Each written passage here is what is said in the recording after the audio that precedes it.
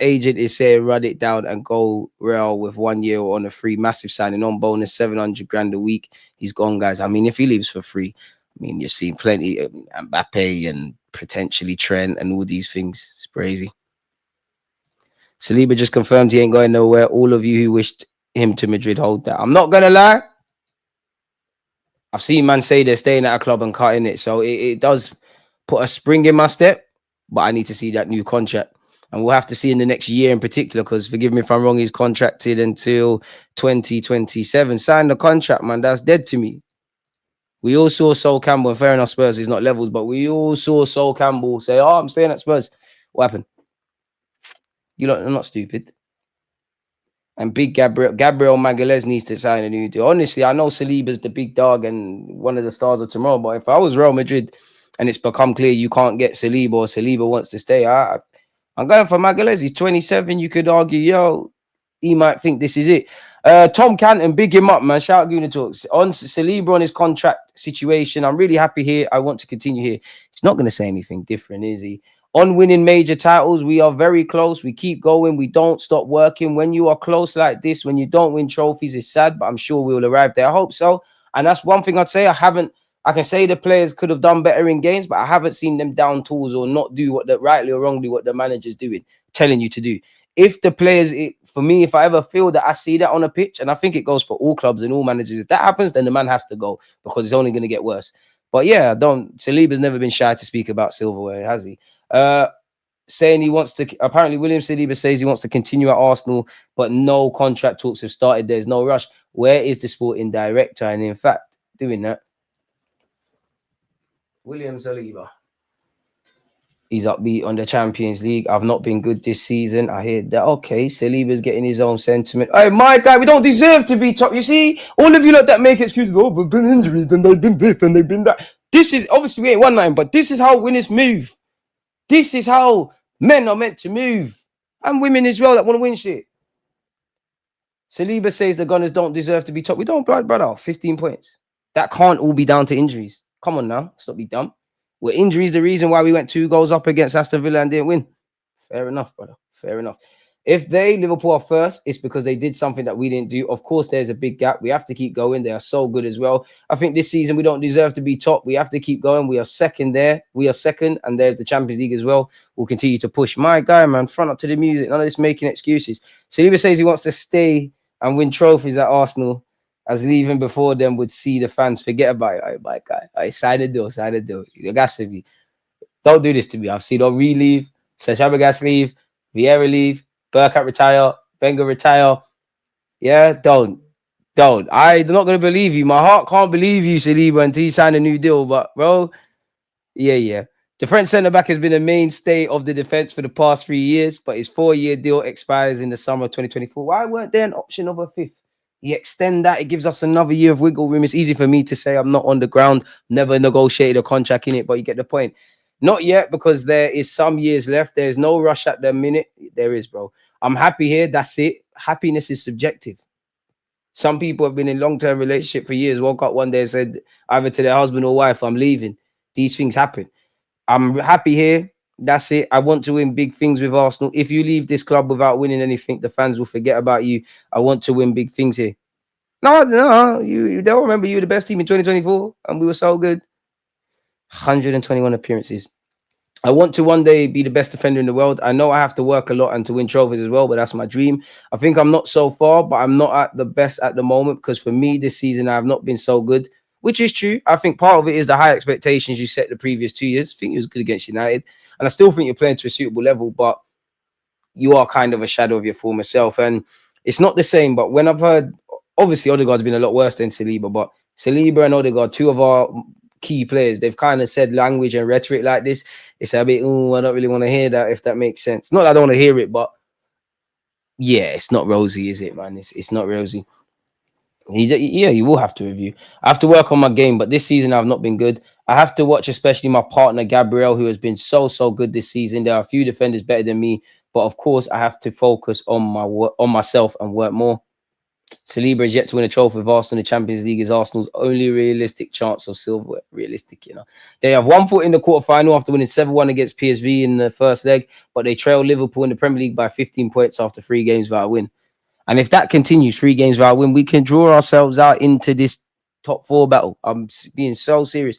Anywho, Saliba said he's not been good. I think this is the same thing. I think this is the same thing. So yeah, we've covered Saliba. He's upbeat on our Champions League chances. We all want to play tomorrow because the Champions League game. We play at home and we want to win. It can give us a lot of confidence and we can be qualified. Tomorrow is an important game for us. I think we don't have to think about the last game. Tomorrow is important as well, and we have to win, even if we beat them 7-1 last week. The game is at home as well, and if we win tomorrow, we'll have good confidence for the next games. Of course, everyone wants to win the Champions League because the competition that you watch when you are young, you want to win, and we know that the competition is really hard to win. We'll give everything and anything can happen. If we don't believe or if we don't dream to win the champs, there's no point to play. We are here, which is true. But as I always say, the dream is free, the hustle is sold separately.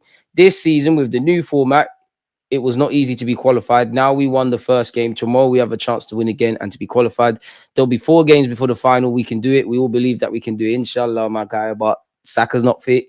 And if he is fit at some point, he's not going to be fully fit. A lot Ethan Wanyeri, but he's 17. Same goes for Lewis Skelly. If we were to split, like football's 11 players, right? If we were to split it into 3, defensive, mid, and final third, defense wins titles, goals win games. I think everyone would believe a lot more in our defenders than our attackers. Midfield is where it gets a bit watered, depending on your opinions of the players. And it is about moments and individual brilliance. Everybody said how poor Bayern Munich were last year. You gave good players 2 odd chances. What happened, man? But we live in hope, innit? Hopefully the footballing gods can bless us.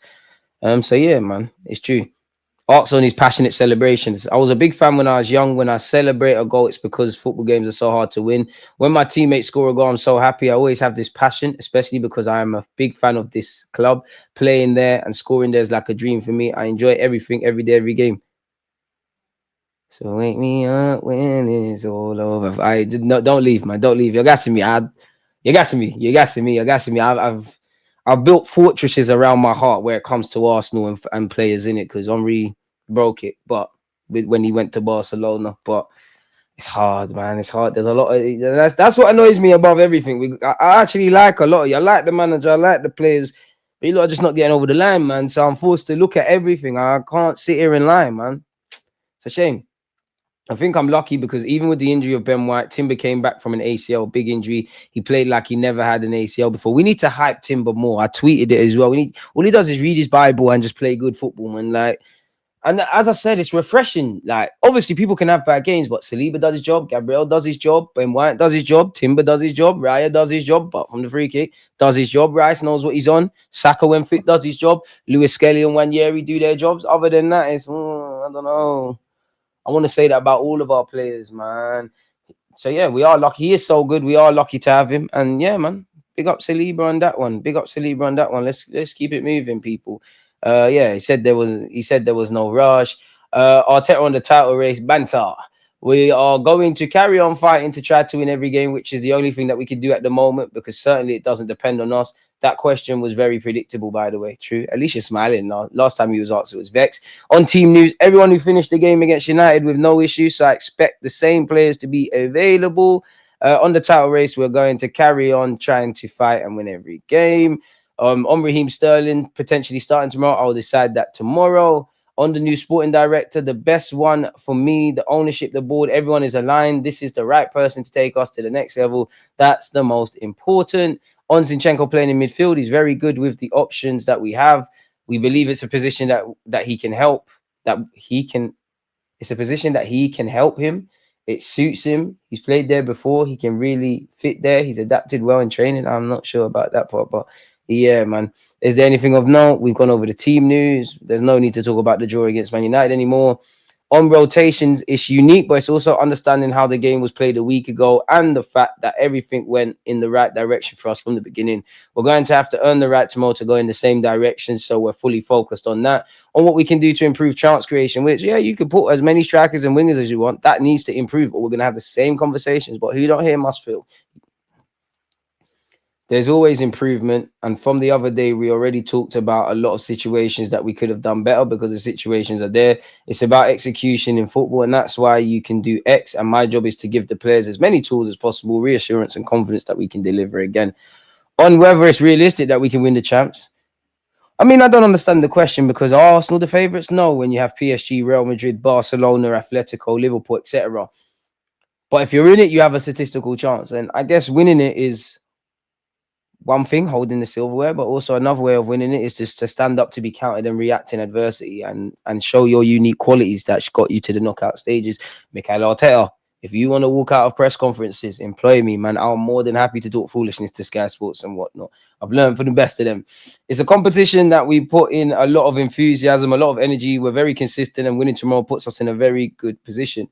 We've gone over the title thing. On if he would bet on us to win the Champions League, Premier League, of course, Banter is going to say yes.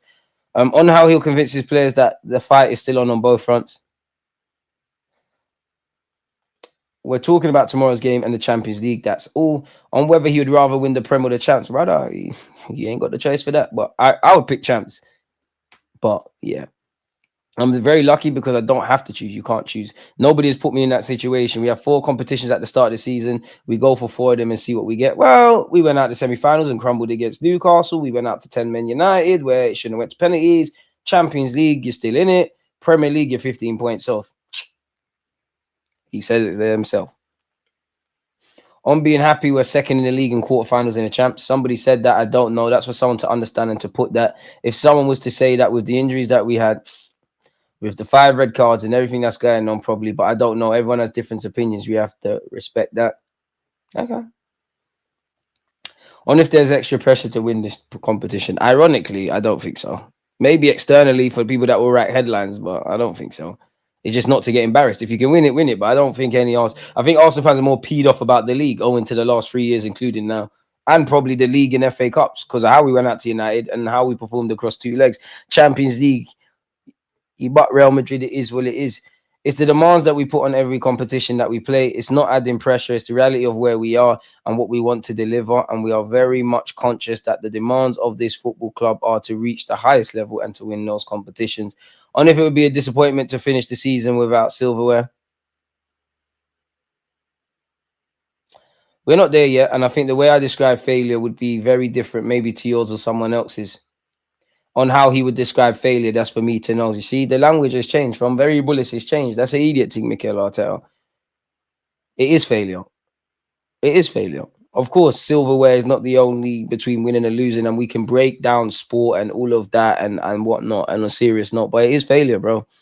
You said the reality is we should be winning these things. It is failure. And if you're not going to say what it is to describe as failure, you're open yourself up for criticism. It's nonsense, bro. I don't even care about the concentration thing. I'll be real. We've gone over Zinni in midfield. On having just 1 game this month after tomorrow, we knew after the period since the last internationals in November and the amount of games that we had to play, a lot of players will go on the international duty after the Chelsea game. And after that, it's the final sprint.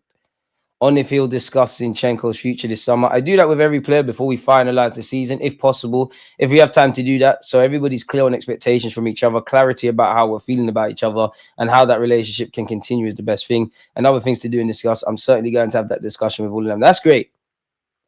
But if they said that about even Trossard, but if you were asked that same question about Saliba, Saka, etc., I don't think it would have been as diplomatic. Anyways, on Odegaard, the spaces can be different situations in relation to what the team does. It's not only about the space, but it's also, it has to be created, not just used. To create it, you need threat behind as well to stretch things. You need players that can fix more than one opponent as well. I think it's very important to create spaces. There are various ways. We have different profiles of player. Unfortunately, we're missing some of them, but they're constantly adapting and willing to evolve the team. On not bringing Sterling on against United, it's the same. Well, I mean, bro, ain't no one trying to hear about Sterling. We do miss Ben White. It'd be nice to see him get some minutes.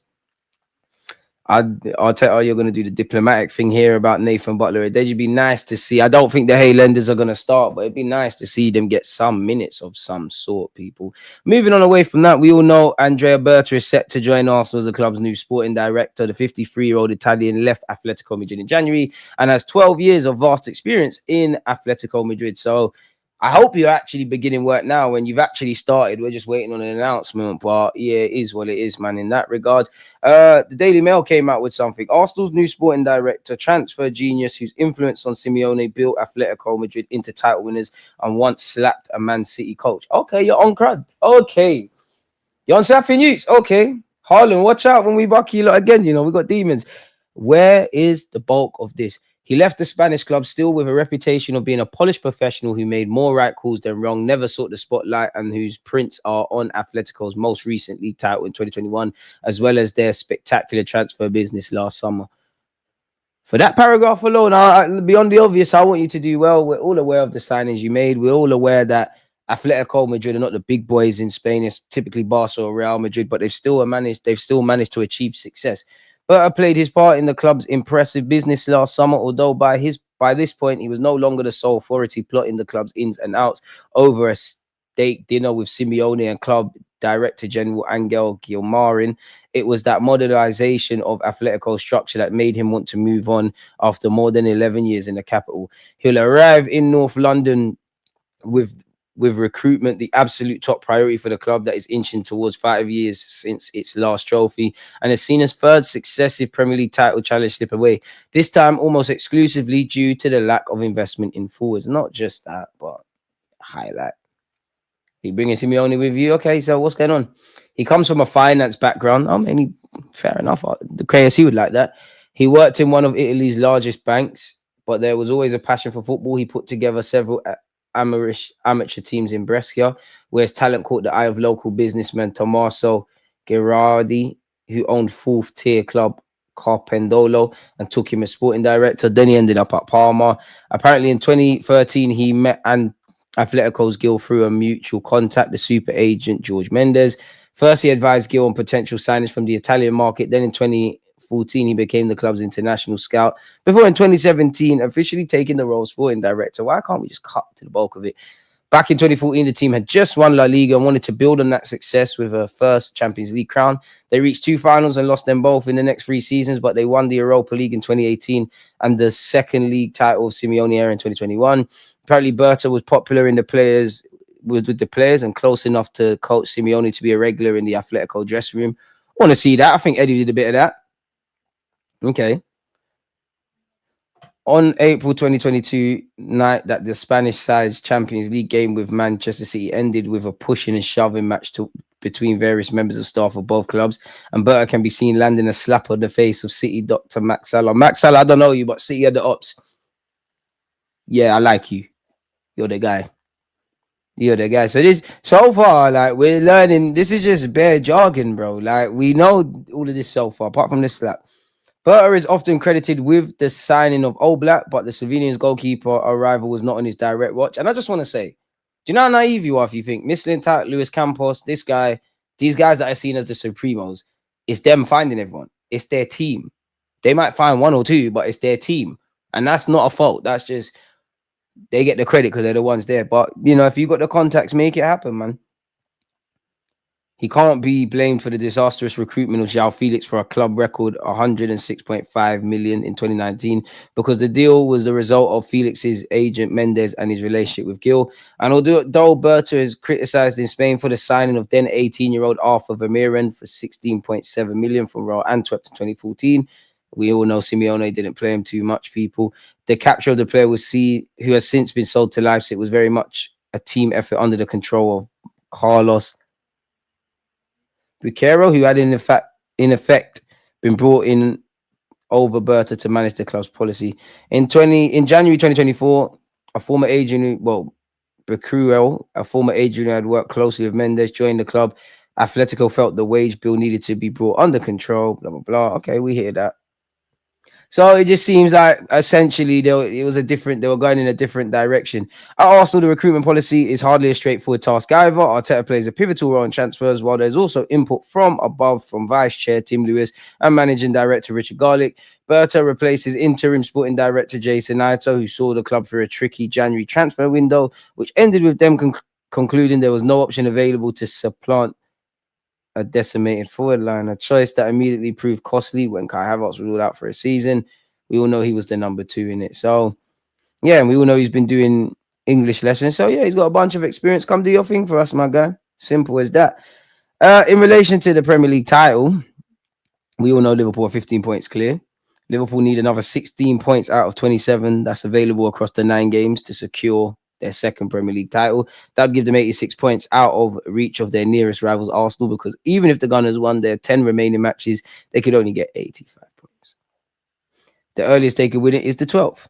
This is the event that Liverpool win their next 2 matches, Everton and Fulham, while Arsenal lose to Chelsea, Fulham, and Everton before dropping points on the 12th. Boy, fair enough, man. Fair enough.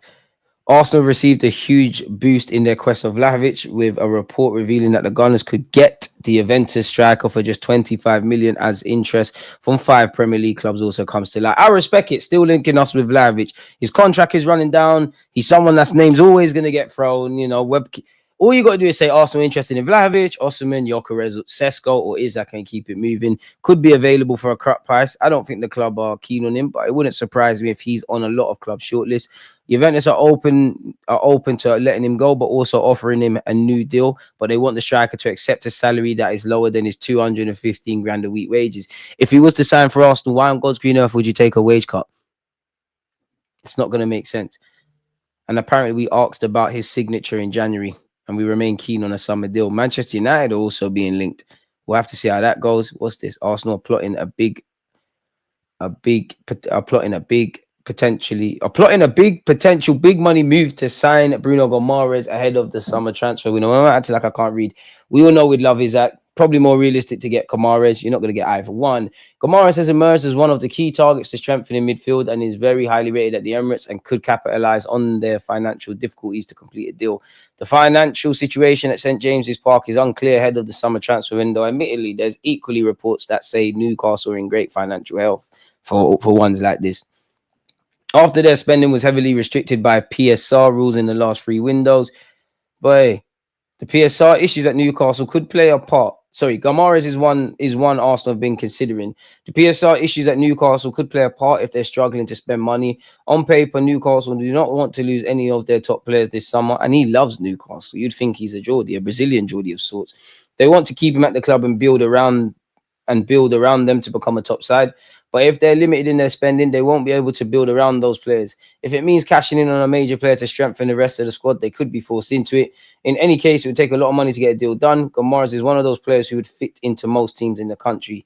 He would slot in nicely alongside Declan Rice at Arsenal, who I think is a Rolls Royce, and create a real formidable midfield. They're going to be looking at winning the league next year and would provide some solid foundations on top of what is really a good defensive unit. You'd rather sell him abroad. I reckon he's more likely to go City, people. But there you have it. Vlahovic is still being linked with Arsenal. I'm bored of going over that. I'm not going to bore you lot. Gyökeres is eyeing a move to Liverpool, City, or Arsenal in the transfer window. Allegedly, according to reports from Portugal, he favours a move to the Premier League, and he has a preference of joining these clubs. City, they got Haaland, lad.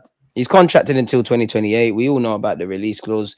Apparently, Sporting are already settling a 70 million euros price tag despite his 100 million euros release clause.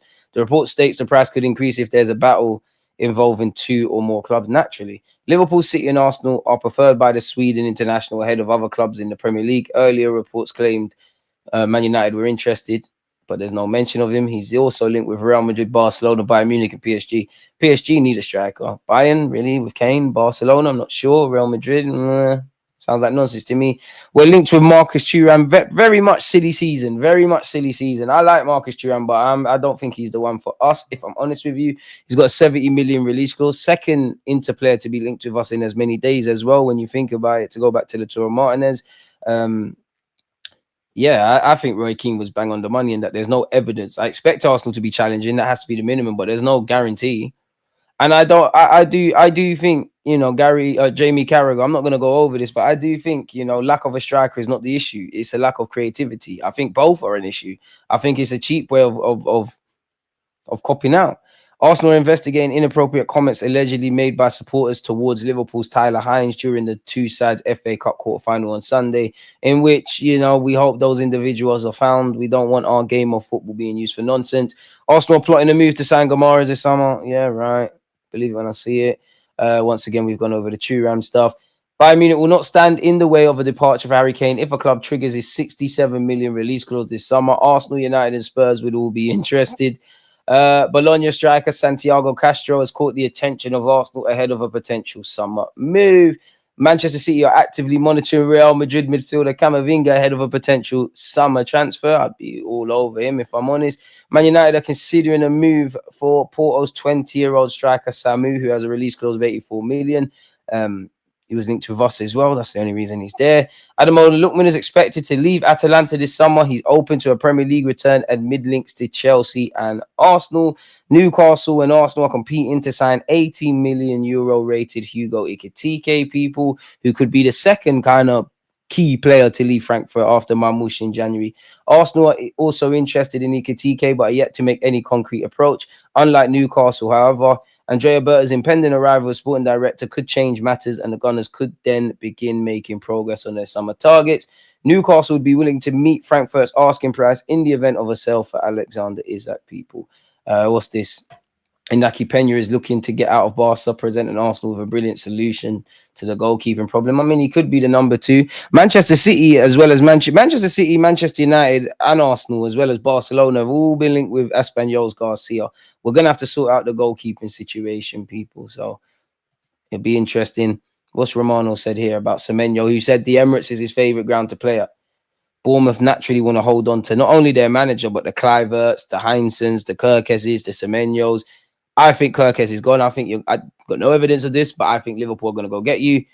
I think Heidson with his release clause could be on the move. I think if Spurs get rid of Postecoglou, you got a face to keep hold. You got a real fight, to keep hold of Areola. And Bournemouth are doing great stuff. I think they're probably on form. They're probably one of the most entertaining teams, and definitely when it comes to pressing, one of the best impressive pressing sides this season. Apparently, Kerkez is keen to lead the Cherries this summer, while Romano previously stated that wonder kid centre-back Dean Hansen would be one to watch in the upcoming window. Liverpool spearheaded by former Bournemouth director Richard Hughes, Chelsea and Man United have been associated with the defensive pair. Fair enough. Kerkez, Heinzen, Semenyo, many Bournemouth players are attracting interest, but I don't think they will sell 3 or 4 players. Semenyo has a chance to go as interest is there, but it's not something guaranteed, as the club will try to fight to keep him. And yeah, the Vlahovic thing won't go away, man, which is, as you've seen, has unfortunately been a consistent theme. 81 likes. Can we get to 100, folks? You're boy in it, man. But that seems to be all of that. Should we have one more little spin of Arsenal-related news? Type in Arsenal there, see what comes up. Oh, why am I going to images? That's definitely nothing to come up. The Toro Martinez bullshit again. Pardon my French.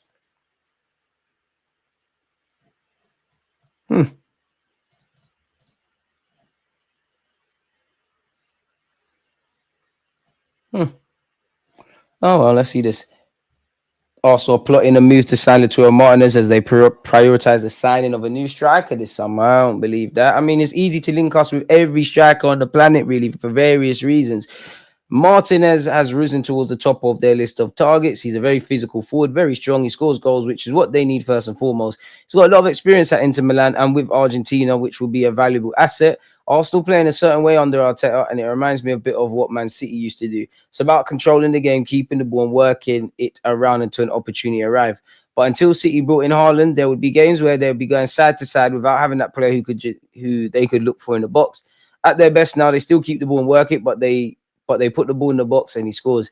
That's what Arsenal need. They need a focal point up front to turn all their possession and work on the ball into goals. Martinez could be that man, and there are a few others they've been looking at because it's hugely important they get someone in. It's something they have to do in the summer. Sign the next Haaland, because Arteta is frustrated that his team can't find a consistent source of goals once they get into the final third. And apparently we're still looking at Benjamin Sesko, who has a 58 million euros release clause. Some go as high to say 70 and 80, and that it's ever rising dependent on goals, games, certain objectives achieved and whatnot. So whether it's Osman, whether it's Lautaro Martinez, Thuram, this one, that one, just get the striker in and we praise and critique and talk about the good and the bad after, man. It's boring now, man. It's absolutely boring. Very, very boring, man. You know what I always find funny? People want to replace Arteta with Inzaghi, but that guy's football is no better. Might even be worse than Arsenal's. Rather have someone who can mix it up and win. Xabi Alonso. Linking us with the world again, man. So that's not French, it isn't. I don't know why I keep saying sorry for my French when I swear. I don't know where I got that from. Big issue is using backup players as starters. Tell them again.